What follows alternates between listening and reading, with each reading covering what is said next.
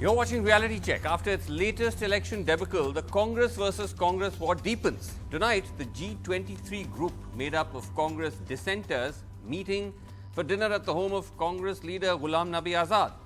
Those who turned up include Kapil Sibal, Anand Sharma, Manish Tiwari, Bhupinder Hooda, and interestingly, Shashi Tharoor, who's so far been seen as a fence-sitter. Now, days earlier, Kapil Sibal had upped the stakes in an interview to the Indian Express, where he said that it's time for the Gandhis to step aside and give someone else a chance. But the party's faithful appear to be closing ranks, with a number of top leaders coming out to attack Sibal and his associates. In fact, just a day ago, in what appears to be yet another attempt to ring-fence the party leadership from the fiasco, Sonia Gandhi asked all the state units in states which had just gone to polls and where the Congress lost to resign, while the Gandhis themselves remain insulated. But the decline under their watch is acute. One just looks at the map compared to May 2014. The Congress in power in a vast number of states, from Arunachal Pradesh in the east all the way across the country. These are all the states where the Congress was and its allies were in power. These are UPA states.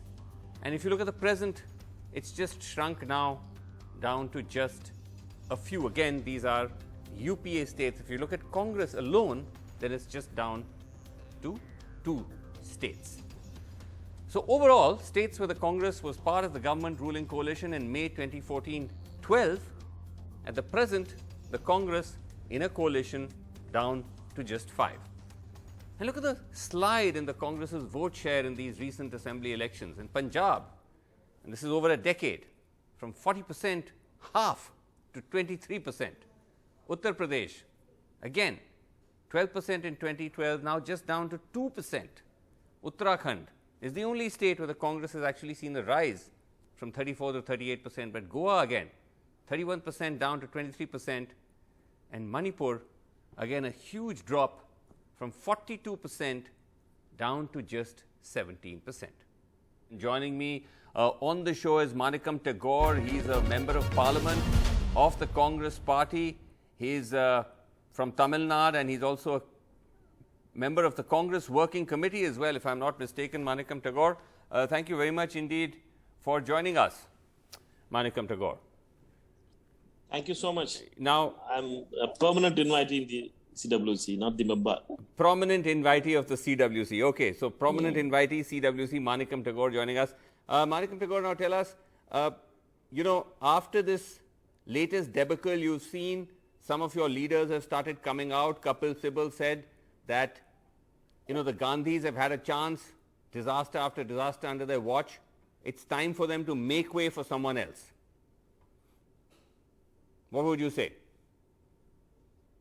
Congress party is a democratic party, and we had elected a president from the 2017. All the bloc delegate, 8,000 odd delegates, unanimously elected Mr. Rahul Gandhi as the president. And he has resigned in 2019. After that, the whole working committee requested Mrs. Sonia Gandhi to lead the Congress party. There was no contenders.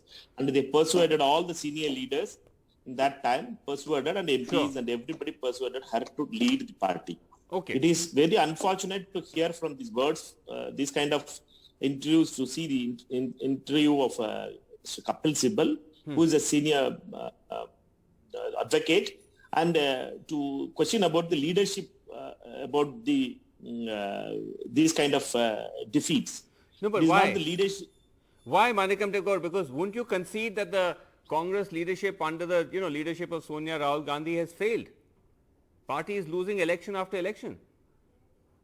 No, we need to understand that Congress party, national leadership, it is Mrs. Sonia Gandhi and Rahul Gandhi ji has led Congress, and we got 12 crore votes. Congress party is not like it's not a Supreme Court bar association election. You have to understand it. Congress party, it gets 12 crore votes. Congress, in each booth, there is a Congress worker who walks with the Congress flag to ask for votes.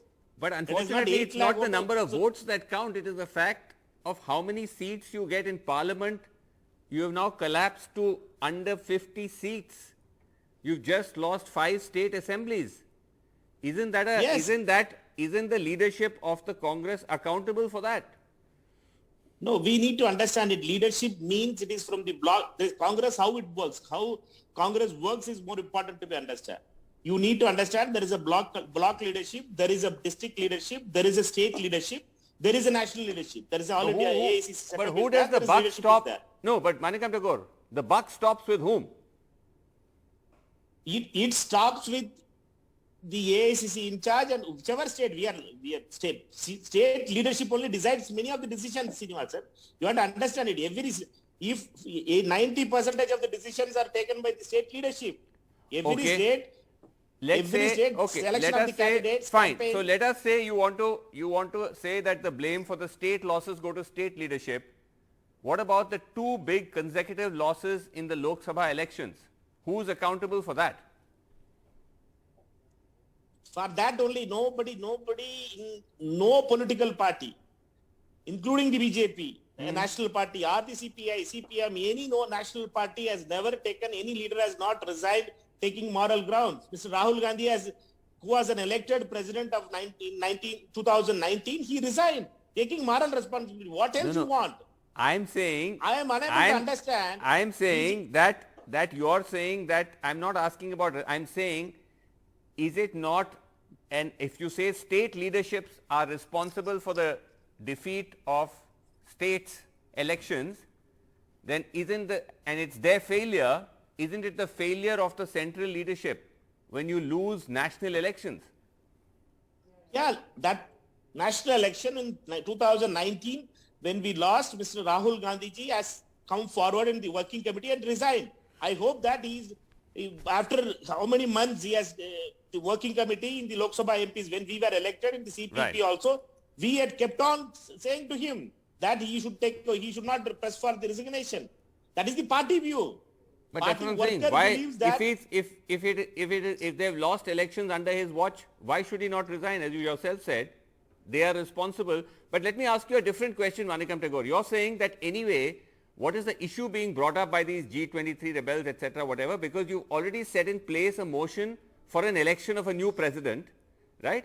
But the question though that everyone is asking is it now time for the Congress to have a non-Gandhi as president? No, I don't know who is the everybody. Congress, we have to understand it. Congress workers and the Congress PCC delegates have the authority to elect the AICC president. PCC delegate in each block, there is a delegate who is elected. I'm not asking the procedure. There are 9,000 blocks in India. In every block there is a delegate. Manikam Tagore, I'm asking your view as a long-time congressman and a senior leader, member of parliament.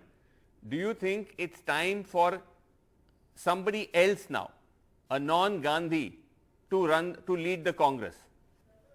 No, we need to understand the Congress party structure. I'm asking your view. I'm asking your own view. You may have a view. You may say, no, I think Rahul Gandhi should lead, or you think, or someone. What is your view? My view is, as a party worker who had taken the as a party worker in Virudhunagar, I strongly believe that Mr. Rahul Gandhi should be the Congress president. If my vote as a PCC member has to go, I'll vote for Mr. Rahul Gandhi. You think Rahul Gandhi should become Congress president despite, as you yourself just said, the Congress losing multiple national elections, the last one under his leadership. Despite that, you think he should be president? Why? You need to understand that Congress party's leadership, Gandhi's Unite Congress. You have to understand it. It's starting from 70 years, RSS and BJP, particularly RSS, wants Congress to be out of Gandhi's leadership. Why? Because when you are out of Congress party is out of Gandhi's leadership or Nehru Gandhi's leadership, Congress will disintegrate. It has started to that level, and the Congress party has. Let me complete it, Srinivasan. Congress party has started to disintegrate. But it will become a Janata party-like structure. But Manikam Congress party's problem is that. Manikam ji, the exact opposite is that the Congress is disintegrating under the leadership of the Gandhis. With them at the top, the party is disintegrating. When you say the Gandhis unite the Congress, it's the reverse. Everybody is leaving. Who is leaving? Those opportunities are leaving. Who wants power? Who wants to become an MPs? Who can't get elected? Who wants Rajya Sabha seat? They are getting elected, running away. 12 crore Congress voters are still supporting Congress. And Okay. more than 1 crore Congress workers are there. Okay. But let's look at people who are within your own party. I'm now not even talking of media, BJP, anybody. You have so many senior leaders. I cited you the instance of Kapil Sibal. Others are going to have a dinner tonight. Ghulam Nabi Azad. They're all saying it's time now to give somebody else a chance. What I am saying is now, who is saying? Only Mr. Kapil Sibal, a senior advocate who has got all support from the Congress party, has asked for it. And he was MP in Chandri Chowk. The same district Congress committee, elected DCC committee, met today and recommended for his suspension. They had passed a resolution. His own district, where he is from, that thing. Congress party, Congress workers from Chandri Chowk has got together. You have to understand it. He is not the authority. He can manage Supreme Court Bar Association elections. It is Congress party is different party. So there's a move to sack him from the Congress by the district council Congress. Is this the price that anybody in the Congress pays for speaking out? Because just look at what has happened, Manikamji, that all the state units have been asked to dissolve, and all of them, their resignation has been asked for. The top leadership is protected. They take the brunt. The top is protected. No, Srinivasanji, you are not able to understand it correctly. Congress party, they are the Gandhis unite Congress. One. Okay. Congress, they gives us the energy. 30 years they are not been the home minister, they are not been the communication minister, they are not the HRD minister, they are not the governors, they are not chief minister, they are not the prime ministers. They unite the Congress party. Okay, Congress you're saying that they unite. Still believes still they believe that they are the people who can unite us. Interesting. Who can make Congress leaders to work together. Okay, all right, Manikam Tagore. As of course, there may be many views on what you've argued, but at least you've come on NDTV and shared them with us. Thank you very much. Let's see how all of this plays out. But thanks very much indeed, Manikam Tagore, for talking to us. Thank you. Okay, let's now go across live to panel. We have with us Sanjay Jha, who's formerly with the Congress, Khushbu Sundar, who's also formerly with the Congress, now with the BJP, and Shama Mohammed, who is still with the Congress. Thank you all so much for joining us. Sanjay Jha, I want to start by asking you, I'm sure you may want to respond to what your erstwhile colleague and perhaps friend as well, Manikam Tagore, had to say. But I first want to ask you about this other side to it, the G-23, with whom you've also been associated. We are seeing yet another dinner party, they're all meeting. But frankly, Sanjay Jha, what is coming out of, what are they up to? What's the game? Or the end game? Yeah, Vasu, before I answer that, let me respond and tell you very frankly, I heard Mr. Tagore, and I believe people like him are the real danger to the Congress party. Well, that's a bit strong. This is, no, I need to be upfront. Absolutely. At one point, the Congress says that we are an ideological response to what India stands for, the idea of India. How can a party that actually says that we represent the ideology or the philosophy of this country, which is so true, by the way, which is why I haven't defected to any other party myself. Yes. How can it actually force a personality cult culture, which, by the way, has been prevalent for a long time? Okay. And until it delivered political dividends, maybe, that's pragmatic realpolitik. But now when the political brand has clearly vaporized, you have to accept and move on. You got to make changes. Okay, now let me answer you on the point. Yeah, on the point of this group, because the criticism is that this group, sits, writes letters, etc. But that's it. Nothing happens. Yeah, valid point. Now I'm actually hearing my own echo, and I don't love my voice too much. So if you can fix that. I'm sorry, we'll fix that. Yes. Yeah. But the larger point is, Vasu, that G-23 has a constructive agenda to get the Congress back on the road.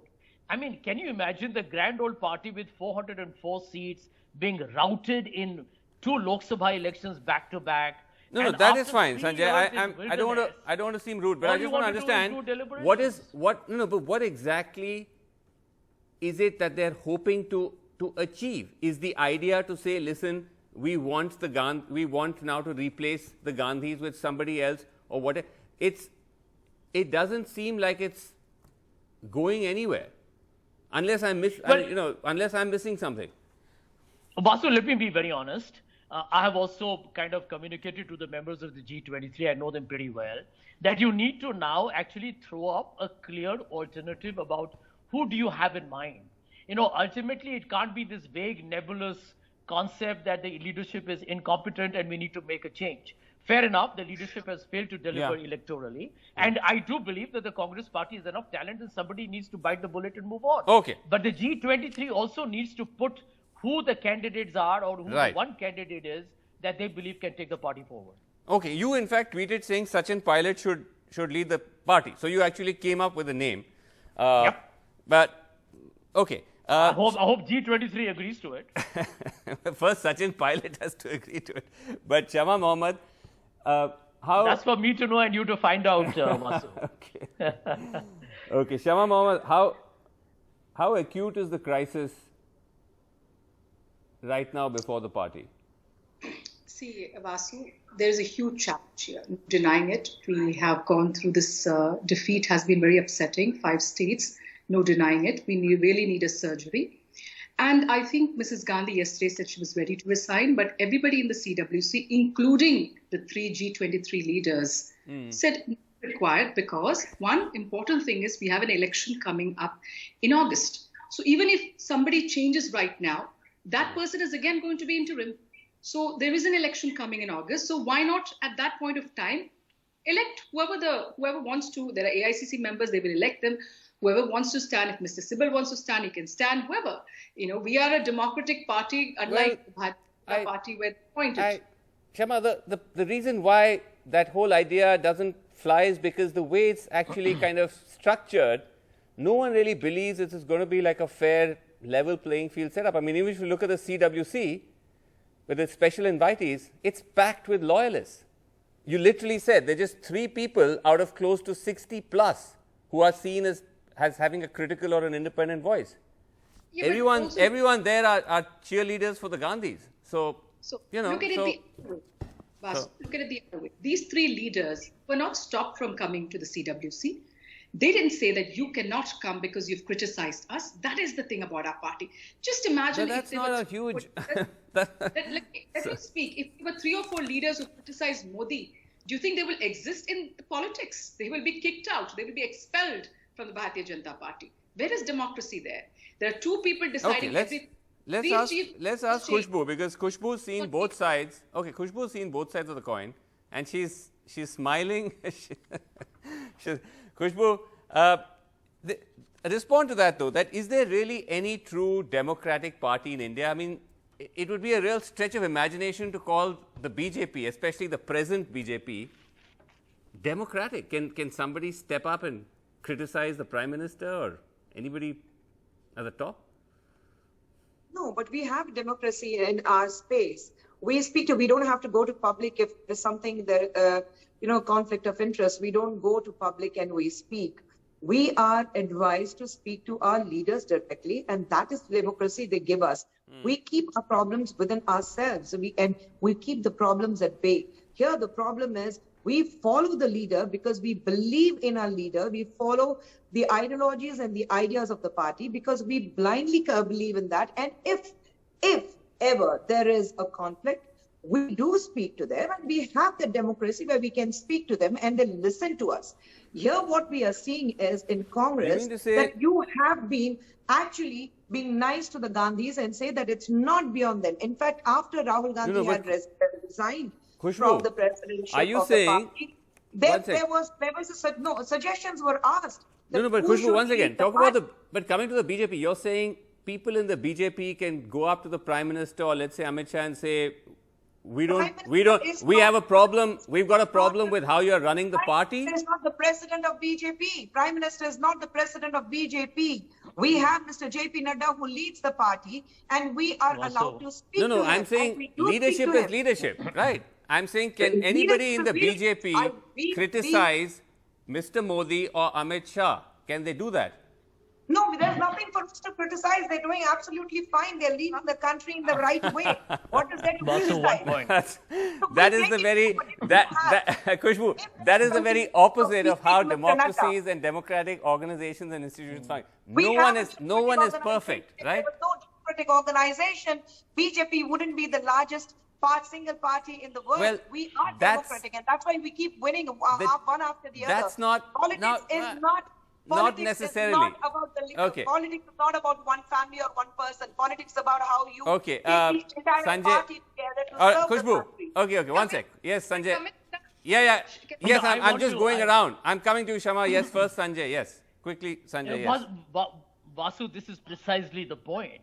That today, if the Congress party has to compare itself with the internal democracy of the BJP, that is basically lowering your own past historical track record of transparency and conversations. I mean, the Congress needs to go back to its own history and see how people used to challenge each other until things changed after 1977. So, there has to be a moment of reckoning. At some point, you've got to see the writing on the wall and say enough is enough.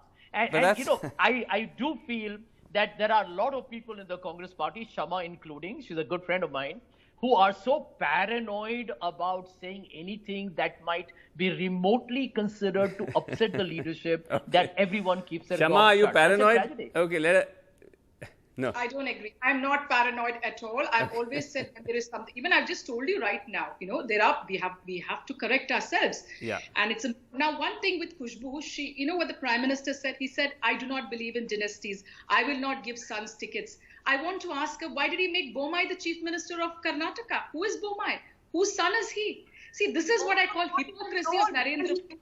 Okay, Khushbu, one at a time. Khushbu, one at a time. With dynasty, we would have given it to Mon Parrikar's son. One at a time. When you come out and say in public that, there are two things which I found very hypocritical about Narendra Modi. He comes out in public and says about dynasties and Bomai is the CM. Then he comes out with a movie and says, I want truth. Truth should never be suppressed. Nobody suppressed what happened with the but we're getting a little off track here. This is not about... Okay, this is... Why did he not allow the release of Farzania in 2007? Okay. That's perhaps a conversation from another debate. Shama, that's a conversation from another debate. I just want to come back. Just a second. One second. No, Shama, we're going off track. We're not talking about Farzania versus, Kashmir. I'm just saying, Shama, that when you talk about the fact that the Congress is in crisis, we need to fix it, that always seems to stop just short of the top leadership. And this has been said again and again. Imagine a corporation, any organization that's posting losses year after year after year. At some point, you sack who's in top and you get, it's the natural course of events. Why is it that with the Congress, like we just heard Manikam Tagore say, we can't have that. It has to be the Gandhis. They unite the Congress. They may keep losing elections, but they unite the Congress. That's the problem. So my reasoning for that, in 2018, under Rahul Gandhi, we won 3 states. Let's not forget, Rajasthan, Chhattisgarh, Madhya Pradesh. We also formed the government in Karnataka. Let's not forget all this. And when the debacle happened in 2000, just look at the historic analysis. Okay. So he took responsibility and resigned. But as we say, right now, what has happened is, I'm clearly saying, she wanted a change, Mrs. Gandhi. She was clear in the CWC. But what happens is we have an election in August. So you have another interim president from now to August. Okay. It's ridiculous. Last word, so Khushbu. Okay. In August. That is what I'm trying to tell you. We are ready. She's ready for a change. Mr. Gandhi is ready for a change. But they said there is an interim election in August. Okay. Khushbu, yes. Khushbu. It doesn't make sense. Srinivas, I think there has to be a huge change in Congress. They are relegated with just 2 states in their hands. It's completely wiped out. It's a grand old party. We need an opposition. That's what the democracy says. So let the best leader come up and speak to us and say that I am going to lead from the opposition. If they do that, will someone like you come back? No, I will not, because there's nothing left with the Congress. There's nothing left with the Congress. The Gandhis will continue to rule in August. Everybody else, like my very good friend Sanjay said, that the problem with BJP, Congress lies is that they don't think democratically. They don't think beyond the Gandhis. Way back when Mr. Rahul Gandhi resigned, when Mr. Rahul Gandhi resigned, I was asked for a suggestion that who do you think should lead the Congress, and I had suggested Mr. Jyotiraditya Scindia. And I was literally taken up against the wall for giving a name, for suggesting a name. And here we have Jyotiraditya Scindia with us in BJP as an aviation minister and doing extremely well. So this is where the problem with Congress lies, where people, they are surrounded with what Mr. Kapil Sibal said. Almost out of time. Who hauled you up? Khushbu. Nani, one second, Shama. Who hauled you up? Who lead from every front. So this is the problem with the Gandhis. We can't. This is the problem with Congress. They cannot see beyond the Gandhis. Okay, we can't hear. Congress is not about the Gandhis. Okay. All right. Okay. We're out of time. We're out of time. We will keep at this story, but thank you all so much for joining us. When it comes to political parties and democracy, that's in India still a bit of a stretch, but we'll have to leave it there. Thank you all so much for joining and for watching. Good night.